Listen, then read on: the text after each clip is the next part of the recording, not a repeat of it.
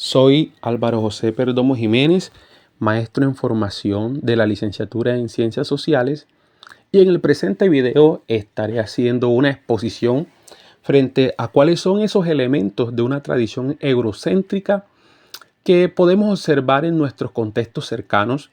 Además de eso, estaremos evidenciando esa resistencia que presentan nuestras comunidades frente a esos elementos y estaremos haciendo una reflexión muy profunda en cómo las epistemologías del sur inciden o se relacionan con nuestros contextos cercanos. Vivimos en un mundo de conocimientos, pero no todos son valorados de la misma manera.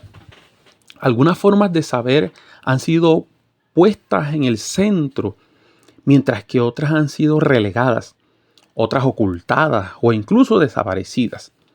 Y aquí surge una pregunta fundamental. ¿Qué conocimientos se reconocen como verdaderos en nuestro día a día y cuáles quedan invisibilizados? Hoy quiero invitarlos a reflexionar sobre las epistemologías del sur, una propuesta que nos presenta Boaventura de Sousa Santos y que nos ayuda a mirar nuestro entorno con otros ojos. Vamos a identificar cómo el eurocentrismo se manifiesta en lo cotidiano y también qué resistencias han construido nuestras comunidades y cómo podemos pensar alternativas desde nuestros propios contextos. Empecemos por el eurocentrismo. Este no es solo un concepto abstracto, sino algo que vivimos en nuestra vida diaria. Por ejemplo, en la escuela muchas veces los programas privilegian a autores europeos o norteamericanos y dejan de lado a pensadores locales o latinoamericanos. Esto nos transmite, aunque no se diga en alta voz, aunque su intencionalidad no lo sea, pero sí se está dando a entender que el conocimiento válido siempre es el que viene de afuera.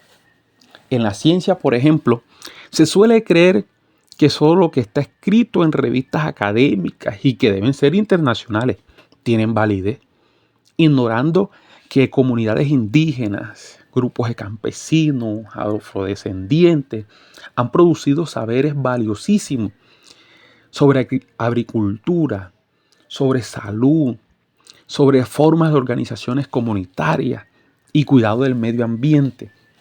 E incluso en lo cotidiano el eurocentrismo se cuela cuando asociamos lo moderno con lo extranjero y lo propio con lo atrasado.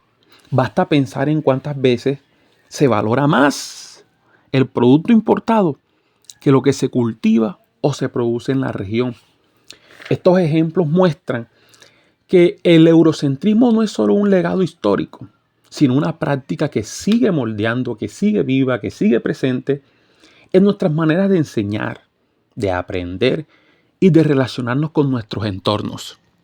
Ahora bien, pero frente a estas lógicas, nuestras comunidades no se han quedado quietas. Ellas resisten, ellas reinterpretan y proponen alternativas desde sus propios saberes.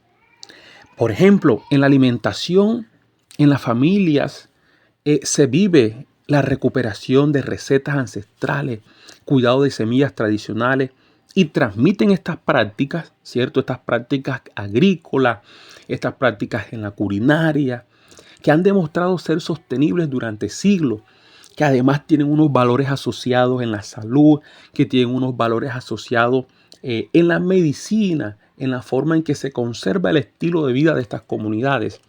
Es así como podemos evidenciar, y esto es muy evidente en nuestro país, que cada comunidad presenta un festival, presenta sus propias tradiciones y sus propias maneras de preparar alimentos, y que todo está centrado, está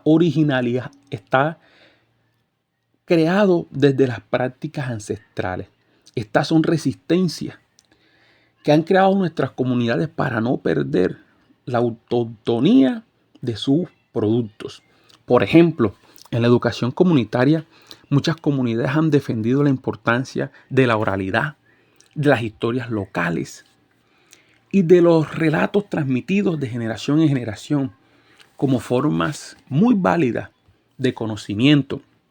Es así como podemos evidenciar algunos proyectos de investigación que se han ido generando en estas comunidades. Tal es el ejemplo de las comunidades de los Montes de María, donde se han hecho unos proyectos de investigaciones para conservar esos ritmos, para conservar esas historias, para conservar incluso esos estilos culturales, para transmitirlo y que hoy en día hacen parte de una educación comunitaria y que ha fortalecido la identidad cultural de estas poblaciones.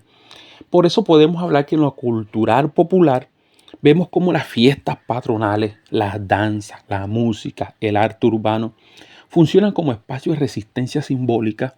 Son prácticas que mantienen viva la identidad frente a la homogeneización cultural que impone la globalización. La moda puede estar muy alta, la tendencia, pero son comunidades que toda vez que se llega a la época de la fiesta, que se llega a la época de la práctica, pues todos mantienen la identidad, todos mantienen la práctica.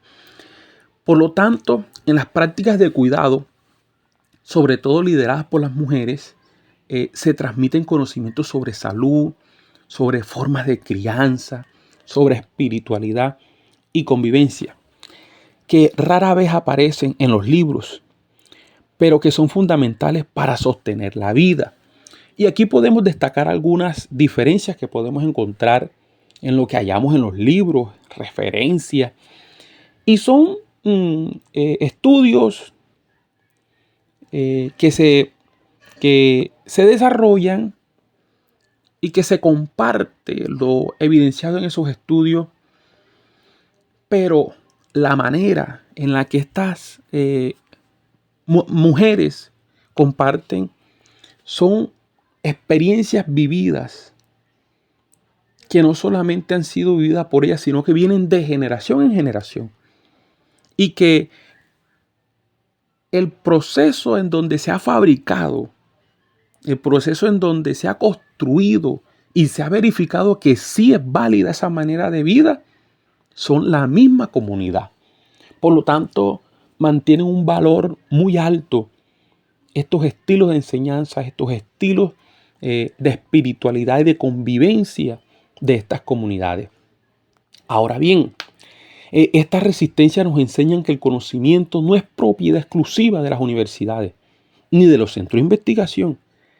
Está en las manos, está en las voces y en las experiencias de las comunidades. Ahora bien, veamos cómo el pensar de las epistemologías del sur se relaciona en nuestros contextos cercanos. ¿Qué nos proponen las epistemologías del sur? De Sousa Santos habla de la necesidad de combatir la injusticia cognitiva, es decir, el hecho de que muchos saberes han sido negados por el colonialismo y el capitalismo. Pensar estas epistemologías en nuestro contexto cercano significa tres cosas fundamentales. Primero, valorar todos los saberes. No se trata de reemplazar la ciencia moderna, ni de estar en contra de ella. No, por el contrario, sino de reconocer que los saberes indígenas, de los campesinos, de los afrodescendientes, de las feministas, de los grupos juveniles, también tienen un lugar en la construcción del conocimiento. Segundo, promover traducciones interculturales. Esto significa tender puentes, llevar los conocimientos científicos al diálogo con los conocimientos comunitarios, de tal manera que podamos crear unos espacios donde ambos se enriquezcan. Por ejemplo, un proyecto de agricultura puede combinar técnicas científicas con prácticas ancestrales, ya que estas prácticas ancestrales tienen una manera muy detallada sobre el manejo de la tierra, sobre cómo el trabajar de la tierra gira alrededor de esos movimientos de la luna, de esos movimientos del sol, de todo ese conocimiento ancestral que tienen las comunidades que científicamente es poco válido, pero que en el campo de la acción sí se evidencia. Por lo tanto, es muy importante que lleguemos a un espacio donde se puedan concluir. Tercero, fomentar una ecología de saberes. La idea es que los saberes no compitan entre sí, sino que se complementen. Tal como una ecología, la diversidad es lo que da fuerza y resiliencia. En la práctica educativa, esto nos invita a abrir la escuela hacia la comunidad, reconocer a los abuelos como portadores de historia, a las mujeres como guardianas de saberes del cuidado, a los campesinos como expertos de la tierra y a los jóvenes como creadores de nuevas expresiones culturales. De esa manera, el aula se convierte en un espacio vivo de encuentro y de diálogo. Las epistemologías del sur nos recuerdan que otro conocimiento es posible, porque otras formas de vida ya existen en nuestras comunidades.